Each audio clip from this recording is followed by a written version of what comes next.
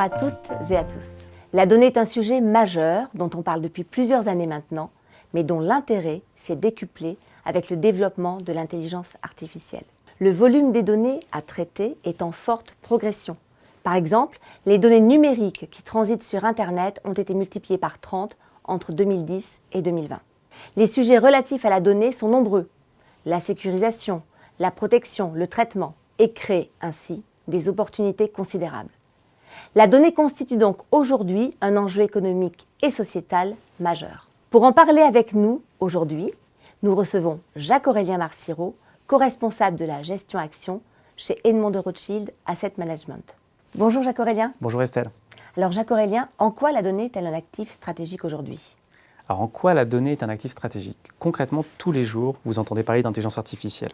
Et concrètement, toute cette intelligence artificielle dont on parle repose sur une chose, c'est la donnée qui permet d'entraîner les algorithmes. Pour le dire différemment, un algorithme aujourd'hui ne peut pas être plus fort que la donnée sur laquelle il est entraîné. C'est le facteur limitant. D'où le fait que de nombreuses entreprises aujourd'hui cherchent à récupérer le plus de données possible pour entraîner leur algorithme. C'est pourquoi on a assisté à la multiplication des accords, notamment entre des grands groupes de presse et des géants de l'Internet, pour justement accéder aux données des premiers. Et si votre entreprise, par exemple, demain décidait de donner accès à ces données à un acteur comme OpenAI, donc la maison mère de ChatGPT vous donnerait, on va dire, de grosses réductions sur les tarifs pour justement vous encourager, car la donnée, pour eux, est extrêmement importante. Donc on voit bien qu'aujourd'hui, concrètement, c'est devenu un actif central, c'est un peu l'or noir du XXIe siècle. En quoi justement l'utilisation de cette donnée peut-elle être créatrice de valeur ?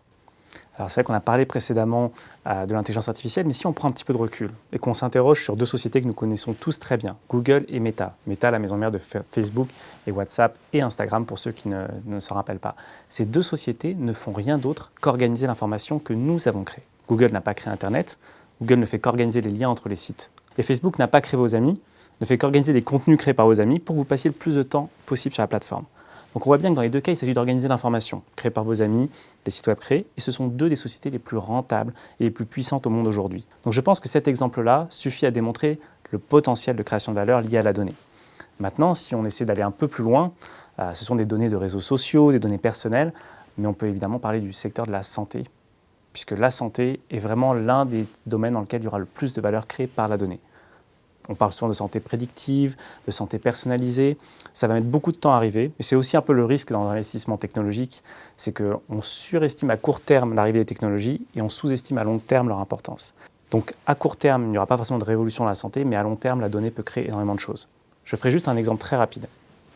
Dans l'imagerie médicale, on sait tous qu'un algorithme, si on lui montre 1 million de chats, il peut reconnaître un chat quand on lui montre un chat supplémentaire. Mais prenez l'exemple d'un cancer du sein. Si vous lui montrez des centaines de milliers, voire des millions de radiographies, eh ben peut-être que la fois suivante, il arrivera, avec une probabilité satisfaisante, à détecter ou non la présence de la pathologie. Donc c'est là où on voit finalement que ces technologies, sans être de la science-fiction, vont créer la valeur, mais toujours l'actif clé, c'est la donnée. Car si on n'avait pas ces radiologies, eh ben on ne pourrait pas entraîner un algorithme dessus. Alors nous avons évoqué justement la donnée comme actif stratégique. Parler de stratégie aujourd'hui, c'est souvent parler de souveraineté. Peut-on justement parler de souveraineté numérique ? Alors, la souveraineté numérique, c'est un sujet clé. Et c'est un sujet sur lequel l'Europe a eu un réveil tardif. Si on revient un petit peu dans le temps, dans les années 2000, lors des négociations de l'accord de l'OMC, les Américains, qui malheureusement ont souvent une longueur d'avance sur nous, avaient écrit noir sur blanc que la donnée devait circuler librement. C'est d'ailleurs vis-à-vis de ces mesures-là que la Commission européenne s'est réveillée il y a maintenant quelques années avec tous les textes législatifs que l'on connaît. Et clairement, maîtriser ces données, maîtriser son architecture technologique est quelque chose d'essentiel. Alors on ne peut pas revenir au temps béni du Minitel, parce que concrètement, on voit qu'on ne peut pas tout recréer soi-même, mais ce sera important d'avoir des points de contrôle.